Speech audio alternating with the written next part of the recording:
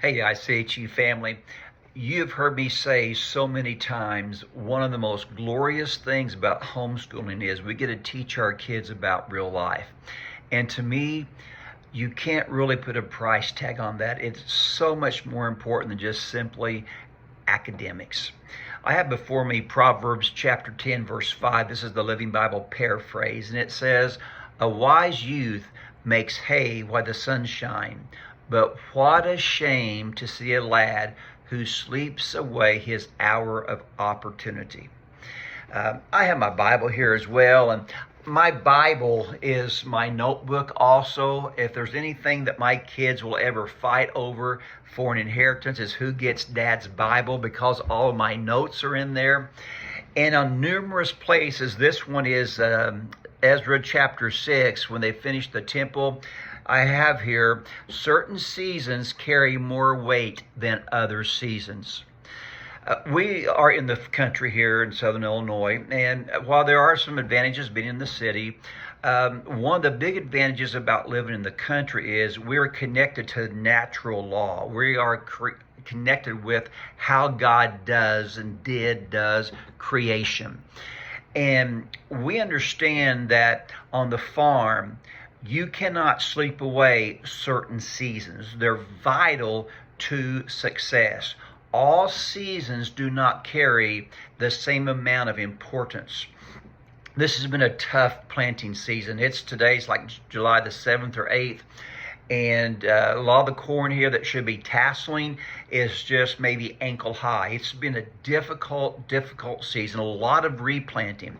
And farmers know you cannot fall asleep in April, May, and June and decide, oh, I got to plant in July and then reap in September. It doesn't happen that way. You can't be asleep for 3 or 4 months and then try to cram it in the last minute. That's not the way life works. But there's so many aspects of 21st century American living that tries to do that we can use our technology, or we can postpone or procrastinate or fall asleep, and then at the last second, cram. A lot of college students try to do that. They don't pace themselves, and so they pull the all-nighters right before the big test, and they cram. They take the test, hopefully pass it, and forget about the information they were supposed to learn. Young people, certain seasons cannot be overlooked. They have to have an exclamation point on them. And parents, we need to teach our kids this as well. And I think one of the most important seasons is 14 to like 21, 22. Now I realize that's the kind of a prolonged season, but that's when we are helping our kids get their habits, appetites, and perspectives grounded as they go from being children to young adults.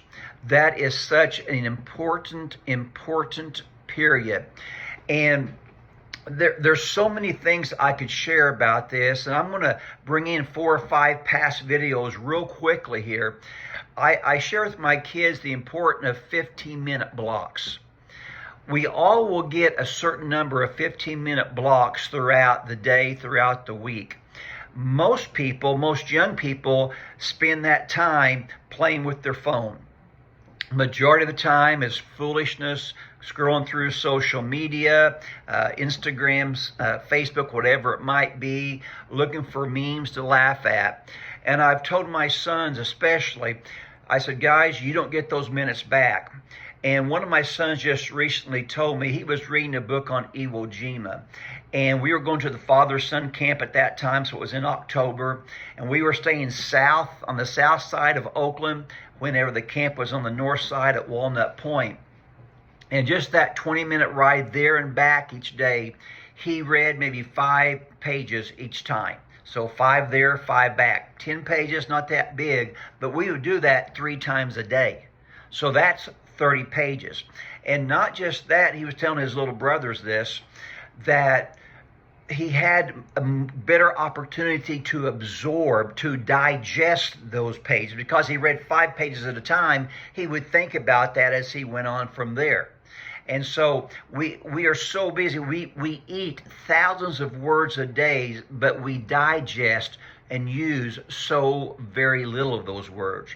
And so in those 15 minutes, I encourage my sons to either have a book, or if they have their iPhone, try to listen to podcasts. I've shared before, I'm out in my office in the pole barn.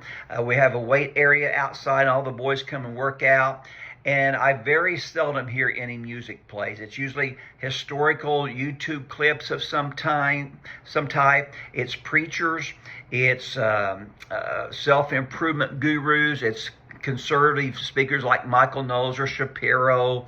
I don't like to use names because people say, oh, I can't believe you let them listen to those people.